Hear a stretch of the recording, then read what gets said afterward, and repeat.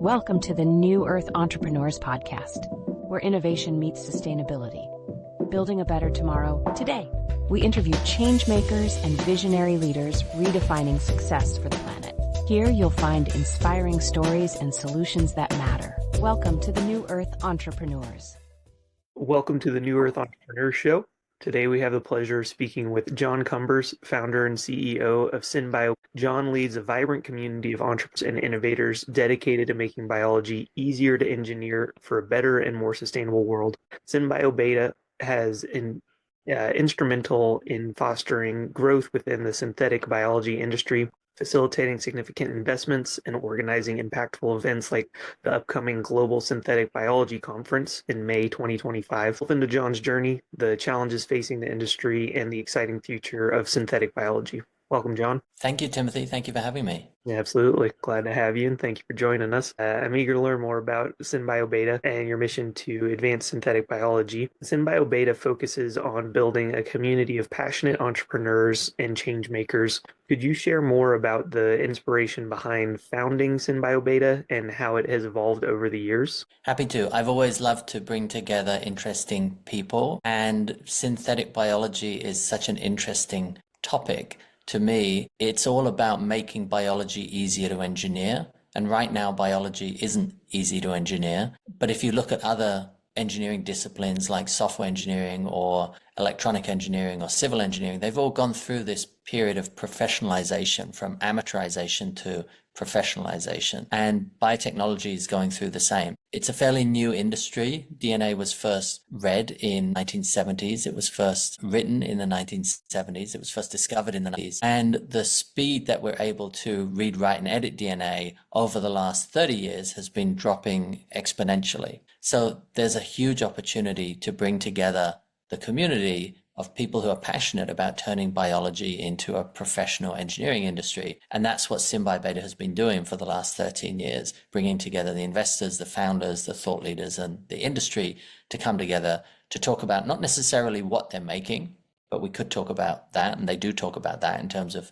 drugs and pharmaceuticals and food and agriculture products or chemicals or materials or consumer goods. All these things are being made with biology, but in particular, our community is passionate about the way that you make these things, looking under the hood of the genes and the circuits that are going on inside of these cells to make these particular products, and trying to understand how can we make them better, how can we make them faster, how can we make them cheaper, how can we make them more sustainably, how can we make biology easier to engineer. And that's the community that I've been bringing together, and the community that I love. And each year we do a global event that brings together everybody. This year it's going to be in May 6th through 8th at the San Jose Convention Center. And that's the community that I love and have been fostering for the last 13 years. Wonderful. It sounds like an exciting community and a whole field to be involved in. Your mission, it's emphasizing making biology easier to engineer for a better, more sustainable world. How does SynBioBeta facilitate this, and what impacts have you made so far? The impacts that we've made so far is in increasing the amount of investment in the industry. When we first started the conference, about $200 million was going into the industry each year, and that has settled down to about $7 billion per year going in over the last few years. Now, during the pandemic, it even increased to $21 billion in 2021. So there's just a huge amount of investment going into the field, and a huge amount of new technologies that are being applied to solving some of the world's most pressing problems, and a large number of new entrepreneurs who are coming into the field and starting companies. So we've done a lot to foster those interactions, to help to get those co-founders to meet each other, to help them get early stage capital, and then to help them scale their companies to hopeful profitability. Amazing. And the synthetic biology industry has seen over $7 billion in annual investments.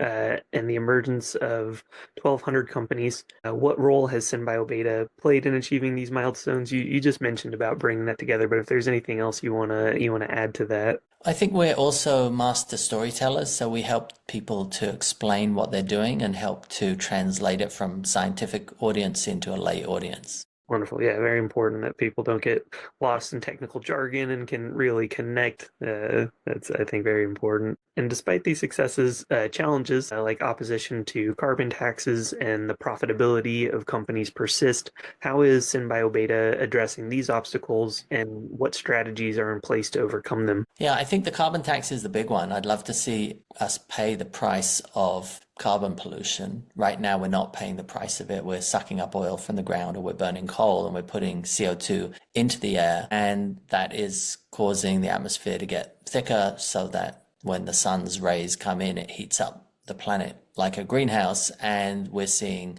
icebergs melt, sea level rise. I live here in California, and you can see the number of wildfires every year just because the planet is that much hotter, and many other places in the world are suffering from the same. So the amount of carbon that we're putting into the air is literally killing us. It's literally poisoning our children's lungs. If you look at the respiratory illnesses that have been correlated with the amount of carbon that's going into the air.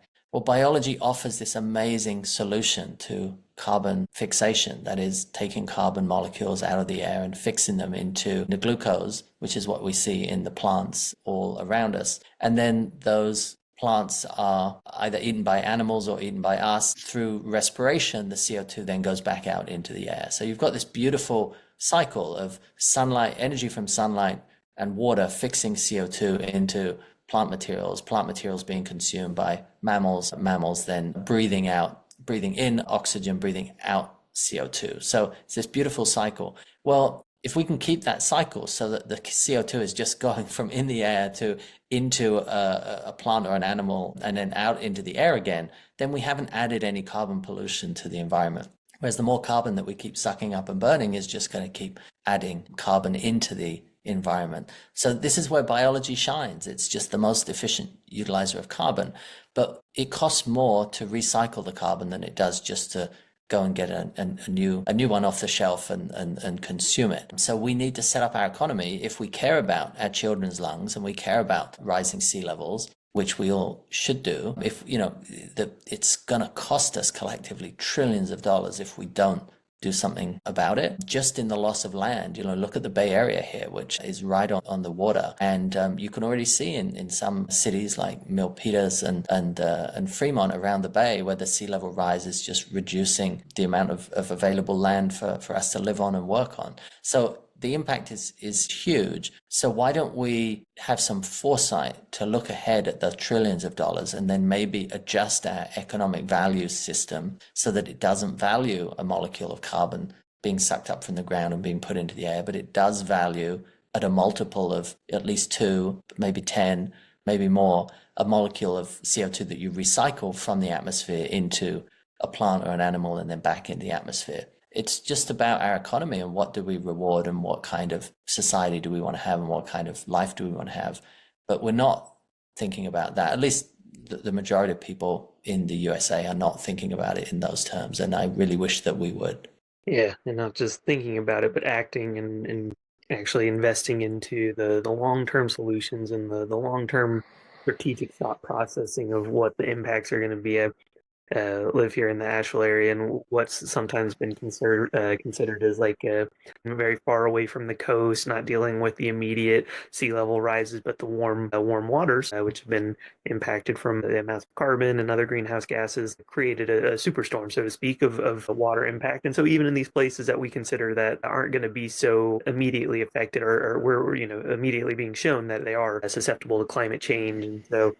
All the more reason to be prioritizing not even just those long-term strategies, because it is now immediate. It's impacting us daily, more wildfires, more different geological kinds of style events. And so, I appreciate, these conversations, and hopefully more and more people can be educated and adapting and adopting these kinds of thought processes and practices to really be prioritizing the recycling and not so much of the immediately cheaper consideration, even though that's usually a lot of times what boils down to people's thought process of like, oh, it's cheaper now, go for it now. But looking ahead, You aim to influence government initiatives in biomanufacturing, decarbonize supply chains, and explore space applications of synthetic biology. Could you elaborate on these goals and how SynBioBeta plans to contribute? Sure. Well, I was at the White House just 2 weeks ago for a 2-year anniversary of the executive order that was signed on biomanufacturing and biotechnology. And I think that's a really important thing.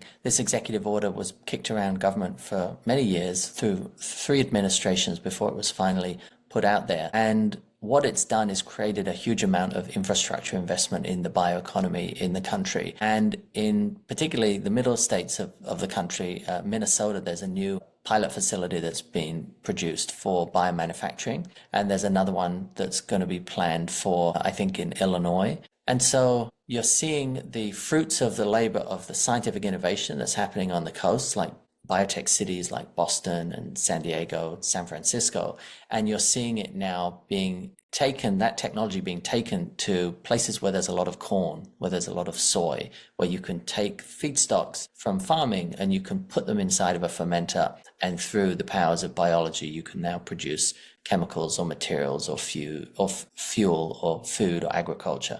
So many different kinds of products can be made through fermentation, not just soy sauce or kimchi or alcohol, but now you can ferment drugs like insulin. You can ferment materials like bio-based nylon. There's a company called Gevo that is doing that. Another company called Lanzatech that's taking CO2 out of smokestacks from steel mills and turning it into.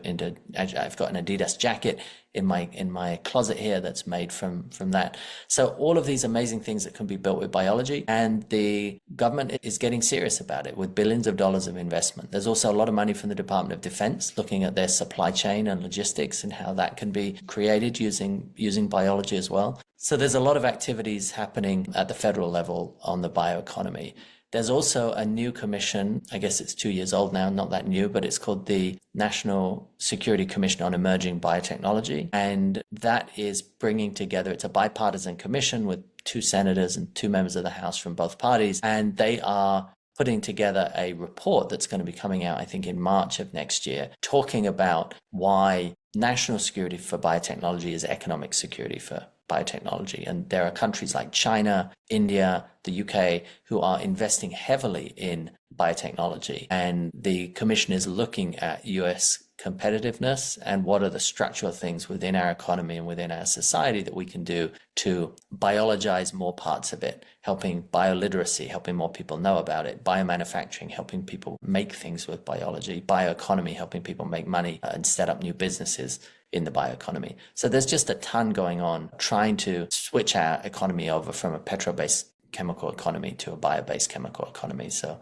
there's a huge amount going on the bio side and the government side. Yeah, wonderful. I'm glad to hear about all of it. This really is, very on brand with the New Earth entrepreneurs that we're trying to help connect our listeners and guests that we have here. And then you asked me also about space, so I can touch on that as well. I was at NASA for 7 years working in the synthetic biology program there. And at NASA, we would also think about carbon out of place. I'm not sure if you realize, but every day you breathe out, every hour you breathe out a kilogram of that's a huge amount of CO2 that's being produced. I'm sorry, it's not a kilogram. It's every day a kilogram of CO2. And so the amount of CO2 that's coming out, well, where does that go? Right now here on Earth, it goes into the ecosystem, it goes into the plants as the process we described in terms of the carbon cycle before. But where it goes in space, right now it's just vented outside of the space station if you're an astronaut. And so what we need to do is to be thinking about how we can recycle that carbon in space. How can we be using that carbon? Because it costs us a lot of money to get it there. It costs about hundreds of thousands of dollars a kilogram. Maybe it's tens of thousands of dollars a kilogram right now. When I was at NASA, it was hundreds of thousands. So it costs us a huge amount to send food up into space. And we need to be thinking about recycling it. And so if you think about the future of humanity, settling the moon, settling Mars, having sustainable ecosystems there for biology, for human biology, we also want to be thinking about using the tools of synthetic biology to be able to make food when we're there, to be able to make materials, chemicals, all of these things that we're going to need for a future human society, because we don't have the same carbon sources that we have here on Earth. We have a lot of carbon available in plants and in the biomass here on Earth, but the carbon in the atmosphere is about 0.03%. But if you look on Mars, it's about, I think it's 96% CO2. So there's a huge amount of CO2 in the atmosphere there. Here, the Earth is 70% nitrogen. Mostly we're made of nitrogen here in the atmosphere. In Mars, we're made of CO2. It's a very thin atmosphere, but there is carbon out there. There is water vapor, both on the moon and on Mars. So you have everything that life needs to survive. Pretty much everything has been found that life needs to survive. So the question is, how can we then develop technologies that will allow us to thrive in these environments? And biology, as I said, is the ultimate carbon sequesterer. It's the ultimate source of sucking up carbon, turning it into useful things, and us being able to engineer on a molecular level what those interesting things and useful things are. Amazing. I'd love to hear that about the work you've had and have continued to document and speak to here, like working with NASA and everything else you're involved in. Do you want to comment or ask too on the upcoming Global Synthetic Biology Conference in May? It's definitely a significant event. What can attendees expect, and how will this conference advance the field of synthetic biology? They can expect a lot on planetary sustainability and planetary health. We've got companies speaking about bio-based concrete, which is a company in North Carolina called Biomason. I've got a coaster here that's cement that's glued using bacteria. They can also expect a lot on human health. We have the CTO of Microsoft who's coming to talk about AI and bio. This is a huge trend in terms of what we're seeing, and what we're seeing in terms of people needing to use the tools of AI to understand biological data. We've also got some people in the space world. Peter Diamandis from the X Prize is going to be speaking. Steve Jurvetson, who's on the board of SpaceX, is going to be speaking. Last year, we had the astronaut Kate Rubins speak at the conference as well. There's also going to be a lot on biopolicy and people from the government coming to talk about what they're doing. Sam Liccardo is the new congressman for the San Jose area. And if Congress isn't in session, I've invited him to come to talk about what he's going to be working on in terms of the next 2 years of his tenure in Congress and thinking through the bioeconomy. And we have a lot of people coming to talk about human therapeutics, far-reaching ideas about brain replacement or organ regeneration. And we have people coming to talk about bioethics and biosecurity in terms of what kind of ecosystem are we designing and what kind of values do we want in that ecosystem. So there's a ton of different startups, a ton of investors, and a ton of corporates who are coming to look at technology, take workshops, take hands-on activities where they can take training in some of these tools and technologies. And then we have a big expo of over 100 exhibitors where you can actually see and touch some of the products of biotechnology as well. So it's going to be a big showdown. A couple of thousand people come to it every year, and I hope that you can come by and see it as well and see what people are working on. Amazing. I mean, that sounds like quite the roster, quite the lineup of participants and the speakers. And yeah, if I was able to, I would love to. And I do want to check too, as you work towards these ambitious goals, are there specific areas where additional support, partnerships, or resources would be beneficial in helping SynBioBeta achieve its mission? I think everything's good right now. We love the event that we do. We love the value that we create for the entrepreneurs and the companies and the investors. And we love the stories that people are able to tell. There's just some amazing talks that you can find from previous events on YouTube where you can see what people talk about, the kind of topics that we have at the conference, and you can just learn a ton about what's going on in the field. Lovely. Yeah, this is inspiring for me. I'd love to see something, not necessarily just synthetic biology, but in this New Earth entrepreneurs having conventions and meetups where really these change makers are able to see what others are up to. That's kind of what I'm attempting to do here virtually with the podcast, starting to just share about what these companies, professionals, and individuals are up to. Helping connect others. So very inspiring to hear about. How do you approach educating the broader public and policymakers about the benefits and the potential of synthetic biology? Do you see opportunities to deepen this engagement? I do. Actually, I started a new company in January of this year. It's called Lee's Lab, the Biological Enlightenment Studios, and I'll hold up a little picture of Lee here for your audience. So this is a little girl. It's based on my daughter, and I'm creating a kids animation that's going to help kids to understand What is a gene? What is a cell? What is a protein? How are they related to each other? What's going on inside of a cell, and how can we use cells to produce biological things in the future? So the first show is going to be about the luciferase enzyme, which is the firefly gene and protein that lights up a firefly. How does that work? Where's the light come from? How is it produced? And how does the firefly do its thing? So yeah, I think getting this message out to new audiences and particularly kids is a really important one. And that's something that I'm very passionate about. Amazing. I love to see that. I think that's great. And especially just kind of like you talked about with the expert storytellers, like how to really make these kinds of what could be technical jargon concepts or just confused, complex concepts into something simple and easy to engage with and understand. So I might even find myself watching an episode or two. I hope you enjoy it. Yeah, I think you will.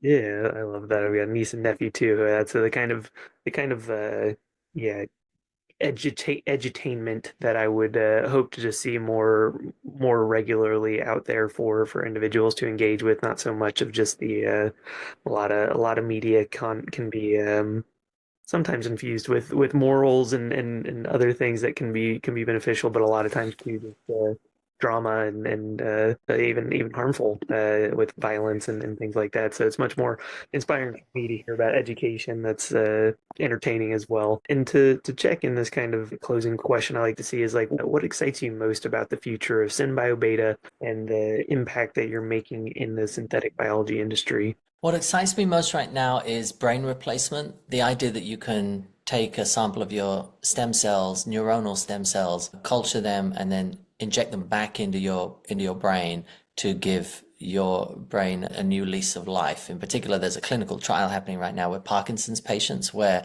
they are suffering from early onset Parkinson's, and that's caused because the brain, some cells don't have enough dopamine in them, and so the idea is to inject back new neuronal stem cells back into the brain and have them regenerate the areas around it. And they've shown that this works in mice. You can inject neuronal stem cells back into the mouse, and the pattern, the electrical pattern brain activity will transfer into those new neurons. So I think it just offers so much potential and hope for both Parkinson's disease, but also for human longevity in the future. So it's the thing that I'm most excited about right now. I do like to check too to see if there's anything that either you didn't ask on or that you think would be beneficial for listeners or that you're just otherwise excited to share about that I didn't cover. I think it's great that you're doing this, so thank you. And if there's any New Earth entrepreneurs who want to get started, then happy to have you at the conference. There's a ton of great technologies, a kind of great co-founders and early stage investors who want to fund new companies in this area. So entrepreneurship, I think, is the key to a long and healthy life. So I hope people choose that route. Yeah, I love it. And I'll make sure to include links in the show notes so that way folks can directly go find information about the conference and find out ways to attend. And thank you so much for sharing your insights with us. I look forward to seeing how SynBioBeta continues to innovate and lead in advancing synthetic biology for a sustainable future. Awesome. Thank you, Timothy. Thank you for having me. Appreciate it. Absolutely.